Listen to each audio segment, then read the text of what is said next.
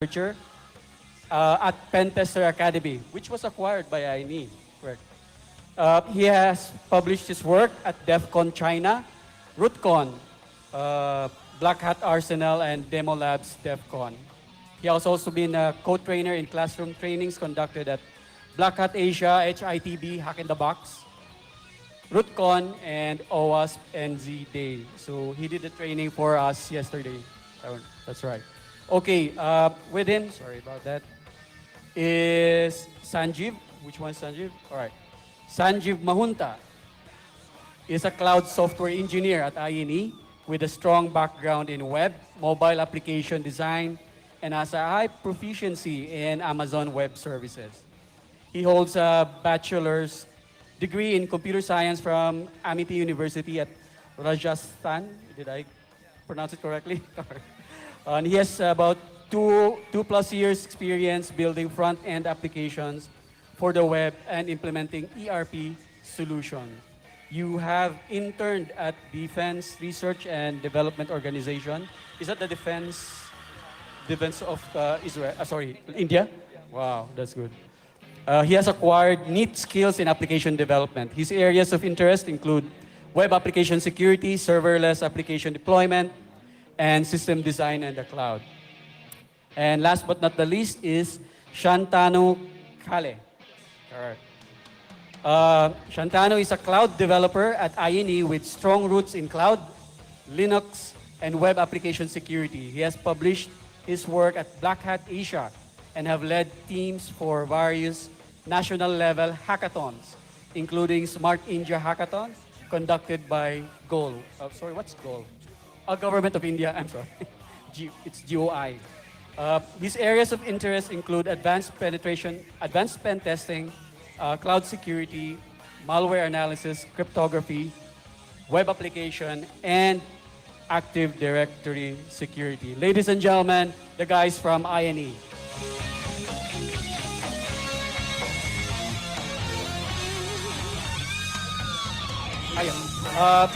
Sorry, we also have a lockpicking 101 at, which room is that?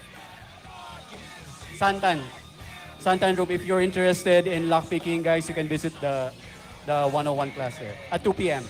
All right. Go ahead, guys.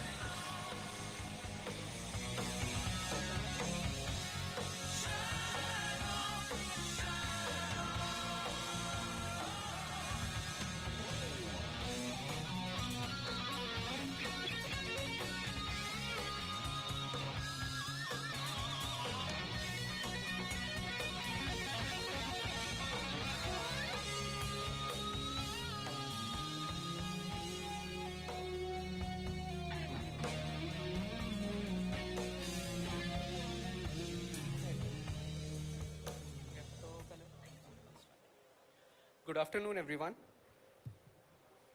So in this session, we'll take a look at AWSGoat, a damn vulnerable AWS infrastructure. So first of all, I'd like to thank the ROOTCON family for having us. And it's been great to be here after like 3 years. So first of all, thanks for introducing all of us. So I'll skip ahead. And so these are the conferences where either my work has been published or I've been part of trainings. About INE, INE is a premium provider of IT trainings. We have world-class instructor preparing the course material, and the courses are accompanied with hands-on lab to provide the best experience possible to the students. Now, before we take a look at AWSGoat, I'll talk briefly about the motivation for why we decided to go ahead with the project. So basically, it started off with the training needs. So Pentester Academy conducted quite a lot of boot camps on AWS cloud security. And we used to cover everything from the fundamentals of AWS to basic to advanced techniques across various services such as S3, API Gateway, Lambda, DynamoDB.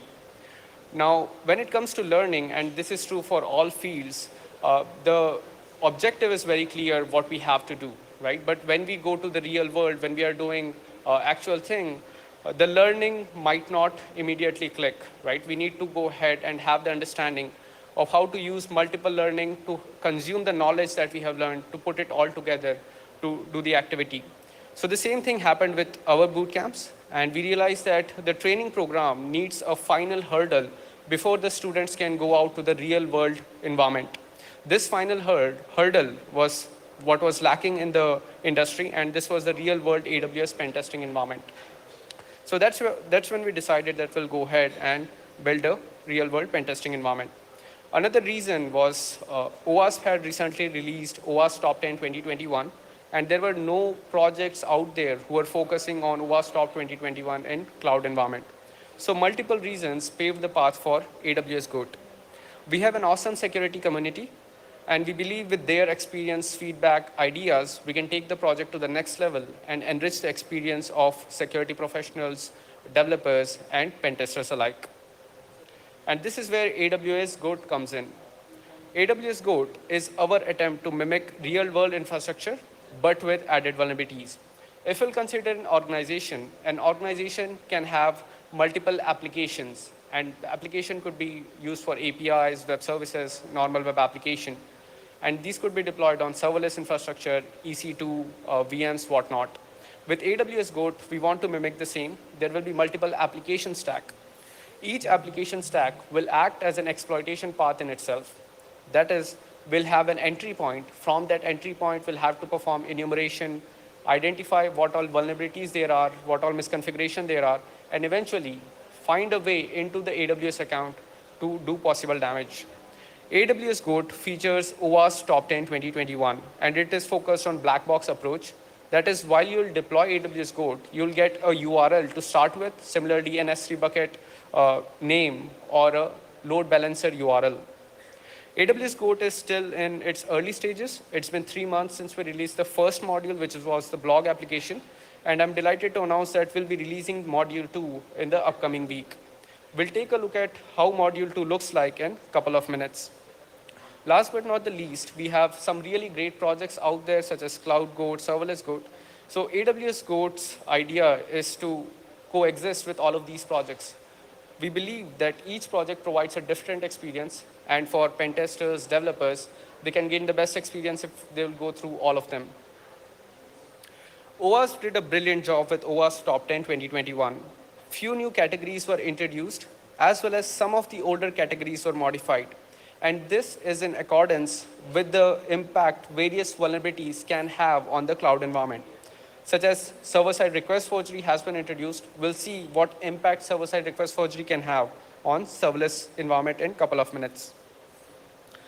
AWSGoat Module 1, which is blog application, focuses or features 7 of the top 10 OWASP Top 10 2021. So this includes broken access control, cryptographic failure, injection attacks, insecure design, security misconfiguration, which includes S3 misconfiguration, IAM misconfiguration, and then we have authentication failure, and last but not the least, server-side request forgery. And this is how the first module looks like. So when we'll install AWSGoat, we'll be provided with a URL of a blog application. Now, from this blog application, we have to perform reconnaissance and identify other entry points. So upon exploration, we'll find the existence of an S3 bucket as well as an API.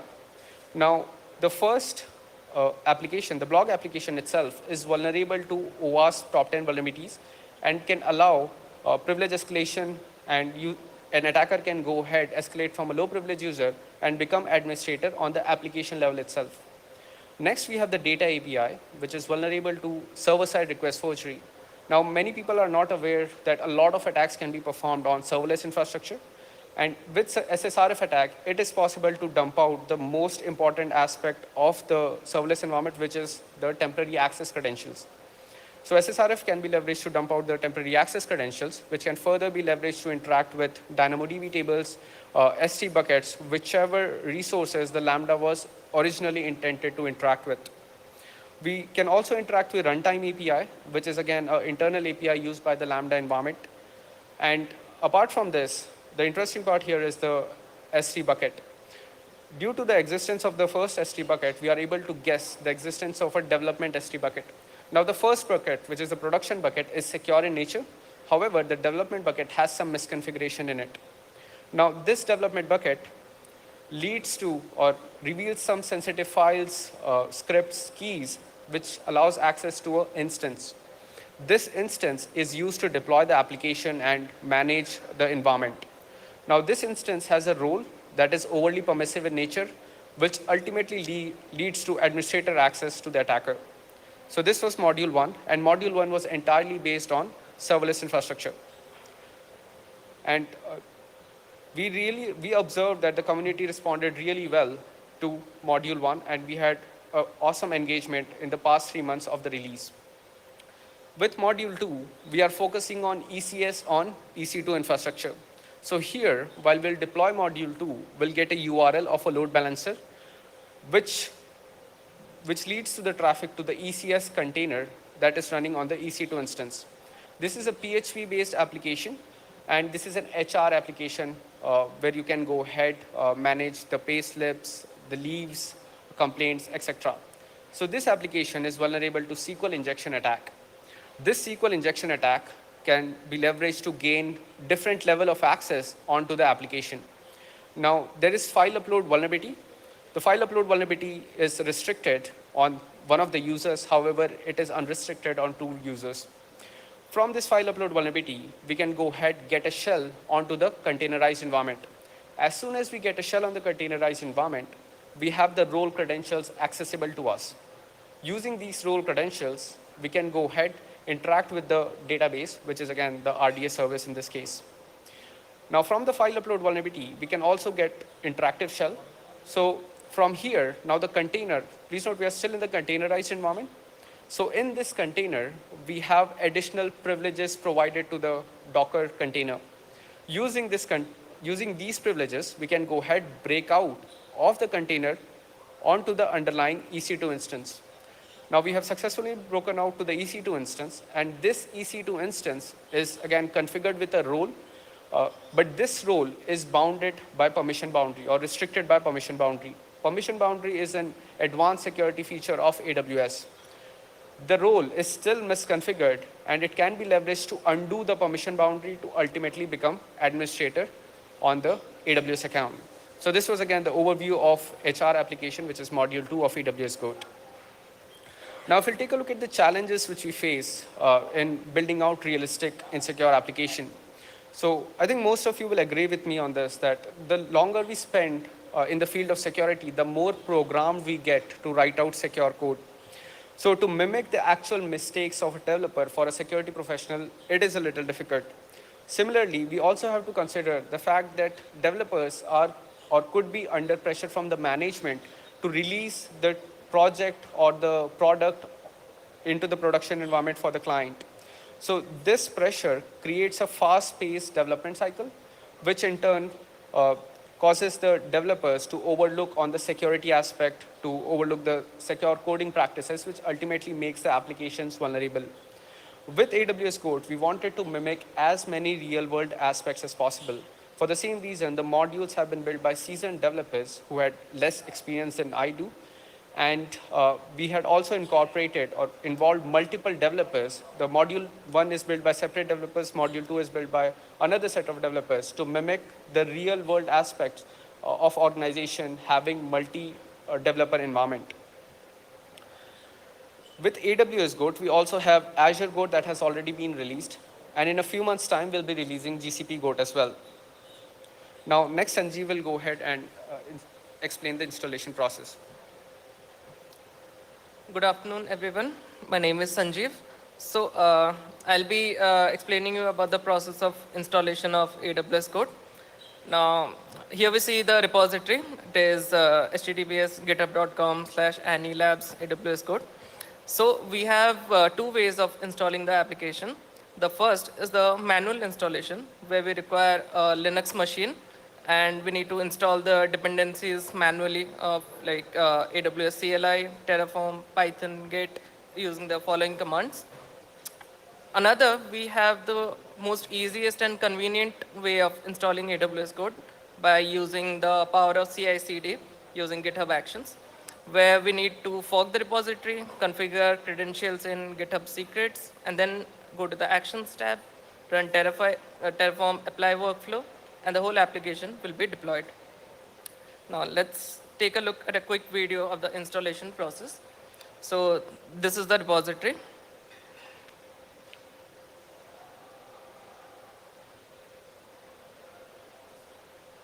let's go in to the settings. So first of all, we'll need to fork the repository onto our own GitHub account.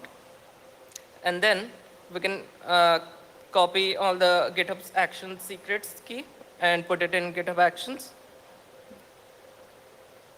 We'll put the secrets.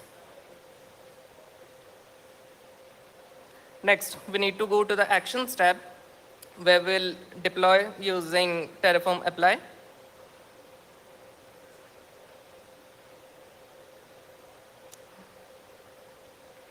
So this is the process. So you can see that the Terraform has successfully deployed. And here we can see we have an application URL section where we can get the URL of the application that it is deployed. We'll copy that link and we'll paste this into the browser.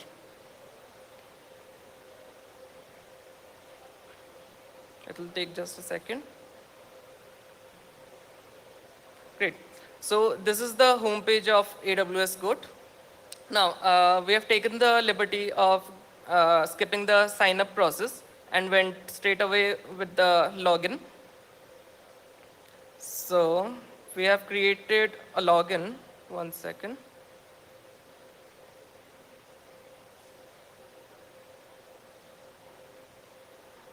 Yeah. So let's take another video. We have already logged in. So this is the credentials we used during the sign-up process, jameshill@ine.com, and the password is jameshill@12345. Let's log in and see what the dashboard looks like. So this is the dashboard. We have user, new post, post section, and profile section. Let's go to the user section. Here we can see that we have a couple of users whose information we can see as username, designation, status, email. We can see that the email column is hidden.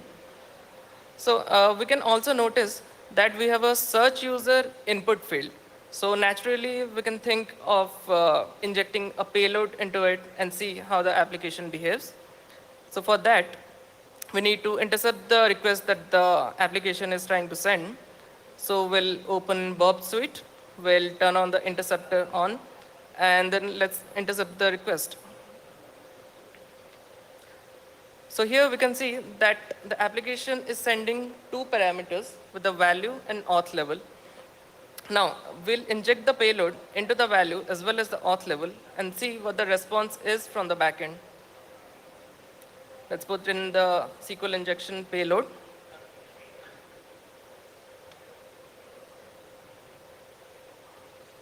Let's also put the injection payload in auth level, send the request. So here we can see that we got a lot of information about other users. If we zoom into one user, we can see that we have additional properties here like secret question, secret answer, the auth level, phone, user status, which were not previously available in the users section. So we can see that the SQL injection payload indeed worked. So the application is vulnerable. Next, let's skip this part. And next, let's go to the profile section. When we go to the profile section, we can see that we have a change password section where we have 2 input fields as new password and confirm new password. So naturally, again, we'll try to inject some payload into it and see how the application behaves.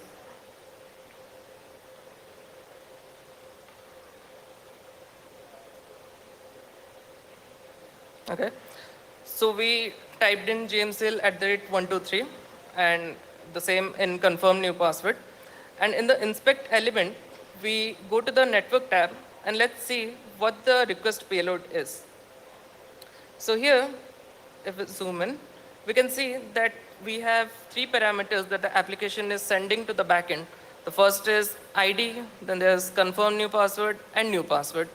So we can now open Burp Suite and let's again intercept the request and change something in here to see what the backend response is.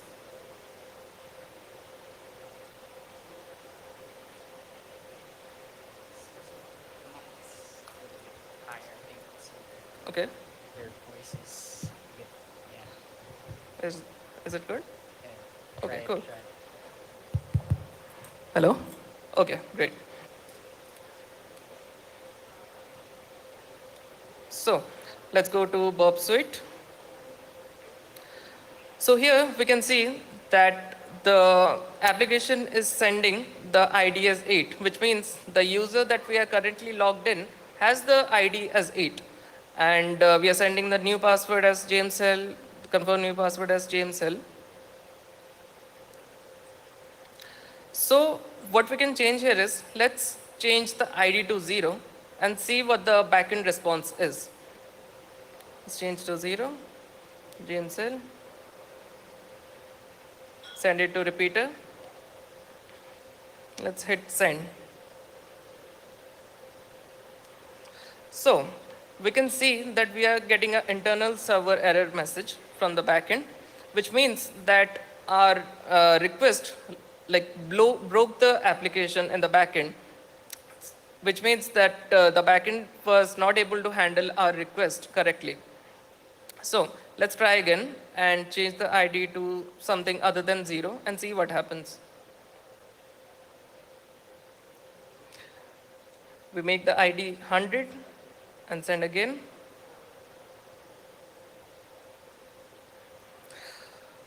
One second.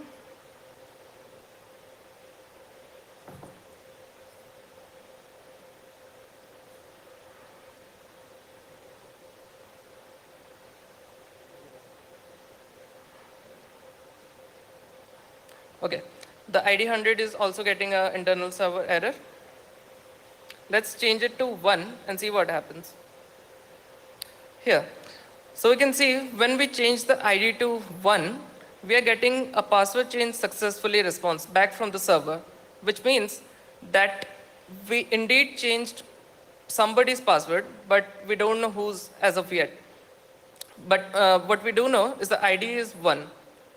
So now we previously saw that we were able to get information of all the users from the users section by injecting a SQL injection payload. Now let's try to find out whose email ID is associated with this ID 1. Let's go to the users section and we repeat the same process of SQL injection.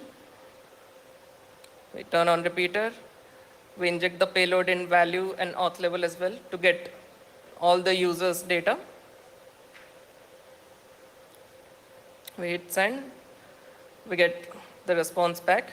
Now, let's try to find out whose ID is associated with 1.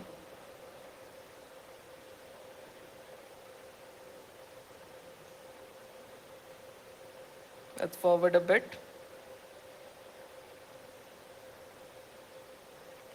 Here, we can see that the ID 1 is associated with a user whose name is Naida Dotson and whose email address is this. So while we logged in, we saw that the credentials we needed were email address and password. Previously, we changed the password of James Hill using James Hill at the rate 123, and now we have gotten the user email as well. So let's try to log in and see if we are successful. Let's log out of the current session. We type in the email address of the user 1. We'll add the password James Hill.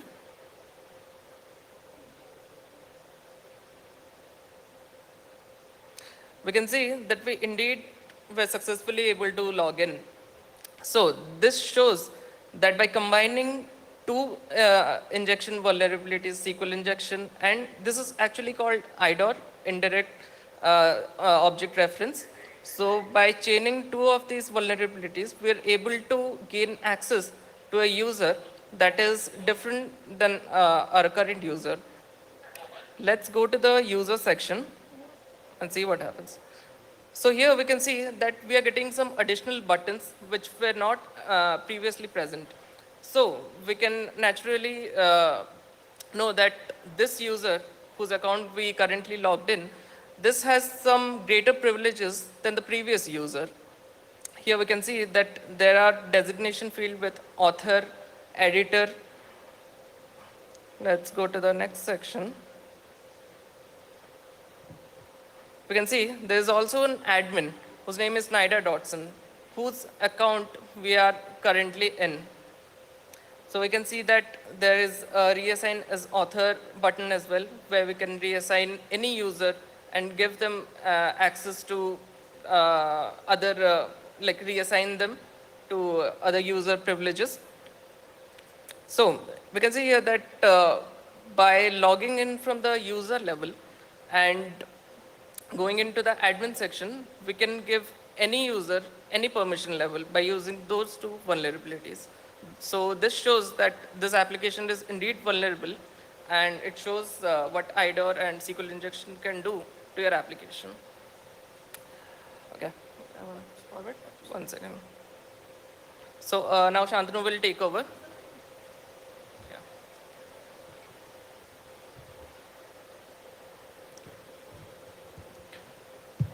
Okay, so before we move on to further attacks on the web application, I would like to just explain you guys a bit what is a role in terms of a Lambda environment.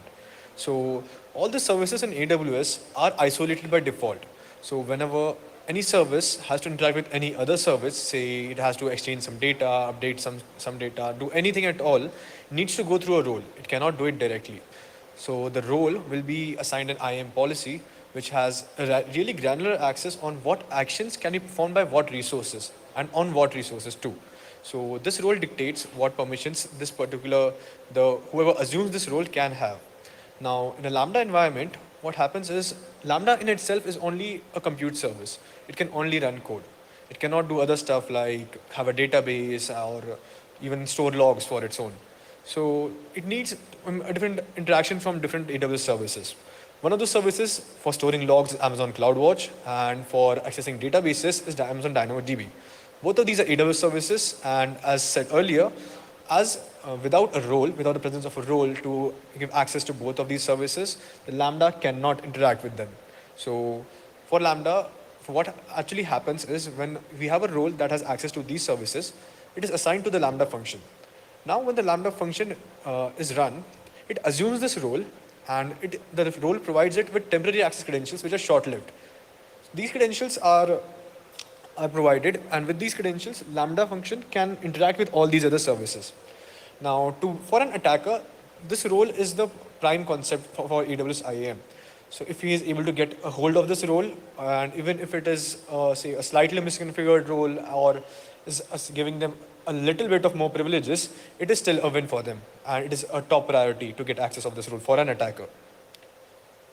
Now, we'll see how we'll be able to introduce the concept of role into server-side request forgery. So we'll skip to the part where we show how the server-side request forgery is exploited. You can all go to the GitHub, there are videos, there are solutions, you can view it from there. But I'll just share with you what server-side request forgery can do to a serverless environment such as AWS Lambda. So first of all, if we have SSRF possible, we can interact with the Lambda's runtime API. This Lambda's runtime API has the current events object. This event object may contain sensitive information. Also the stage variables from the API gateway. And also this runtime API is what is used to manage the container's lifecycle in which Lambda runs. So this in itself is a very critical component for Lambda. Secondly, an attacker would be able to read the source code for this application. So if you're able to read the source code, the attacker may be able to find what all vulnerabilities may exist other than what he was able to scratch on the surface and break into the application even easily. So the third point is reading the environment variables. So first of all, getting access to the environment variables which already have credentials such as credentials for databases, RDS, SQL databases, all of these are in itself sensitive information. But how can it escalate privileges from there? So as we had discussed in the earlier slide, the role provides temporary access credentials to the Lambda functions. And these temporary access credentials are present in the environment variables for the Lambda functions. So if you're able to get to the environment variables for the Lambda function, you will be able to get the credentials for this assumed role. These credentials can then be used by the attacker to assume that role that is assigned to the Lambda and then escalate privileges according to the role assigned. The fourth thing is, if the Lambda function is created inside a VPC, So a VPC would also have like say other applications, databases, instances. He'll be able to enumerate those stuff. So this increases the attack surface for the attacker. So we'll just see how some examples of what server-side request surgery can give us. So this is a part of the escalation path in AWS GOAT. So we have SSRF. So this is a save content endpoint. And this save content, with this value, we have set up a URL that is HTTP localhost 9001, this runtime invocation next. So this is what the Lambda function uses internally to access the runtime API. Now, the functionality of this API was the save content API, was that it will allow users to upload images to the post that they're sending. So this images that so what we have got in return is the URL of an S3 buckets object. So this URL, as it is of a public post, it is supposed to be public. So anyone should be able to access this URL. So, and we are able to do that. So when we open this object, the S3 bucket object, it is saved as random number.png. When we cat it, we're able to get this is the event object of the Lambda function. So this contains a lot of information that is reserved for the Lambda environment for itself. You can get information about the Lambda's environment, the base runtime, what it is a Python version, what version of Python it is, which is a Node.js. From all of these, you will also be able to get what is the name of the file. So if it is a Python function, there's a Lambda handler is the file that is being used again and being used as the invocation entry point. So similarly for Node.js, there's a different one. For other environments, there are different files. This provides a lot of attack surface for an attacker to get into the application. Secondly, how do we read environment variables? So if we use the file URI and read the proc self-env file, so this file contains the environment variables for the current user interactions, this current event that the Lambda has been invoked with. So again, we got the URL. Now, it may be possible that you may not find these similar credentials in the self-env file. In that case, we'll have to just check out other processes with instead of self, we have process 0, process 1, process 2. All these are the processes, and you have to find the right one. Now, what is the right one? So in the credentials, there are 3 values. These 3 values are what allows the Lambda function to gain the role, to assume the role, and then perform whatever operations it wants. So these 3 are the AWS session token, the AWS access key ID, and the AWS secret access key. So as an attacker, we did get access to these all credentials. So all we need to do is copy these out, have them set up in a machine, set up them as environment variables in our own machine, and we have the role that is supposed to be for the Lambda environment.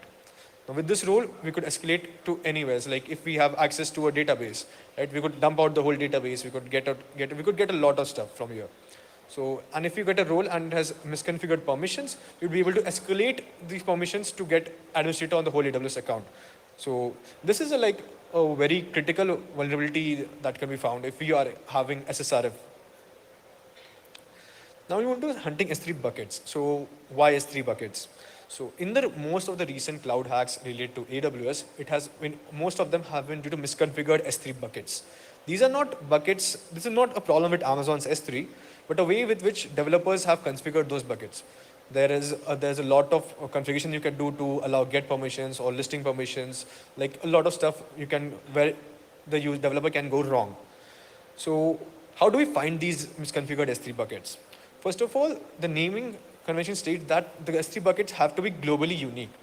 So due to this restriction, the companies definitely would use company-wide naming practices and use predictable names based on the departments, the organizations, or whatever application they're working on. We ourselves use blog.pentestacademy.com, docs.pentestacademy.com, and videos.pentestacademy.com for S3 buckets to store different resources. So if you get a hold of a naming, if you are able to guess the naming convention of a bucket correctly, you may be able to get access to it. And if it is misconfigured, you'll be able to get a plethora of information. So instead of only doing guesswork, there's this tool, AWS Bucket Dump. You can check it out. It's on GitHub, open source. You'll be able to, this allows us to directly brute force the GitHub URLs to, say, enumerate different buckets. So you can try these out too. Now, how is this vulnerability present in AWS GOAT? So over here, this is just an image that is shown on the AWS GOAT's production web page. And when we click on the image URL, this is how the URL look like. This is the production blog AWS GOAT bucket. This is some random number, the S3 URL, and the location where it is present on the S3 URL, S3 bucket. Now, if I remove the whole part after the S3 URL, the build static, all of this, I haven't get an access denied exception. So this access denied error means that this is actually a properly configured bucket because I'm not able to list the contents of this bucket. I cannot get to know that what all other files are present in this bucket, right? This is objects of this bucket are publicly accessible because it needs to be present on the web application. But you do not need to know all the objects wherever they are. It is up to the application how it is storing them.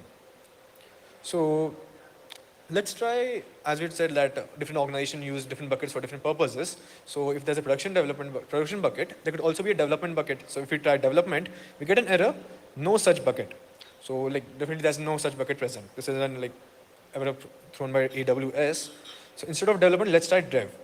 Now when we try dev, we're able to get the list bucket result. So this is basically all the keys that are present in the S3 bucket. So all the objects and the keys. So if you go look at the key variable, that will be the path where each of these files is stored. And this file this may only have the same stuff that is in the production bucket. That could be just the images, the CSS files, other JS files that are required for the buckets. There could also be other stuff because this is a development bucket. The developer may have put in some other sensitive information in there for, say, getting access to anything else. And he may left it out. If it is still out there and we are able to list it, it is a misconfigured bucket. Now, we'll move on to how is the IAM escalation in the AWSGoat done. So, first of all, we have the application resource bucket. So this was the bucket that we had seen the production blog AWSGoat bucket. This was a secure bucket. We only had the permission to get these objects if we only knew the exact name, where the exact path of these files. And we were not able to list these buckets. So this was a secure bucket. Next, we were able to, upon performing some basic enumeration, we were able to find the dev S3 bucket.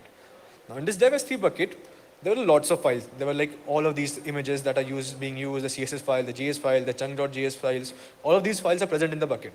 But along with these, upon like searching through all these files, we found a SSH config file. And along with the SSH config file, there were a lot of SSH key files present. In the SSH config file, there are a lot of IPs and their associated key files and the users that are used to sign in into them. So this was basically a key file that the developers were using and just kept it over here as a backup while, say, developing the whole application. So one of the SSH key files for one of the IPs, most of the IPs were not responding to PIM request. So one of the IPs was able to respond and it was still up. And if you try to use it with those credentials you found in the config file, you are able to get into the development instance. So once you're in the development instance, as I'd already said, the instance, each individual resource in AWS is isolated. It can not access any other service unless it has the sufficient roles for it. So this also had an EC2 role associated with it, which had some basic IAM list and like addition permission, and the permission to update the Lambda function. So this probably was an instance that was used to, say, modify the Lambda functions, update it while development to get it to the final state it is today. Now, with the EC2 role to update the Lambda function and with the basic IAM privileges we had, we were able to create a new role which had an escalation policy. This escalation policy is what? It provides access to all resources, doing all actions on the AWS account. Now this role we were able to attach this role to the data API. Now, while we had done SSRF, we were able to get the credentials of the data API, right? The environment variables of the data API, and the AWS credentials from there. So, if we had already been able to done SSRF, at this point we have the credentials for an administrator level user, and with these temporary access credentials, the attacker has escalated completely to the owner of the AWS account. So, this is how the IAM exploitation of the AWSGoat V1 worked. Now, Jeswin will be demonstrating about the future plans for AWSGoats. So if we'll take a look at organizations which are, again, mid-sized enterprises to large conglomerates, they will have multiple AWS organizations. So people who are not aware of AWS organization is like an umbrella under which multiple accounts can reside. So in such cases, what ends up happening is large organizations will have multiple AWS organizations in which there will be multiple accounts. So with AWSGoat, the way we envision it going forward is that the application are going to be spread across multiple accounts within an organization. So what you'll have to do is you'll have to compromise various applications, compromise the account. Similarly, pivot through from one account to another to ultimately get to the management account, which will give you access to the AWS organization entirely. We are also planning on adding many more modules or different application stacks such as EKS, Elastic Beanstalk, and we'll be introducing IAC-based misconfigurations as well. Currently, we have used Terraform, but there are only few misconfiguration. We'll be introducing much more misconfiguration into IAC. We are also going to focus on secure coding aspects. Currently, AWSGoat is an application where you can perform the attack. Next, we'll take a look at what you can do, what are the steps you need to follow to go ahead, perform various checks, how to fix all of the bugs that are already there in the application. And moving forward, we are looking towards the community to help us out, provide us with the feedback, share their experience of real-world pen testing in the cloud, in the web application, and we can work together to add more modules to the project. And over the next few years, the project can reach great heights. So thank you, everyone, for having us, and that was AWSGoat. Thank you. Thank you. Stop us now. Any questions? Do you have any questions, guys? Very quiet crowd talaga. Anyway, thank you guys for the presentation. I appreciate it. Thanks so I much. don't think they have any questions.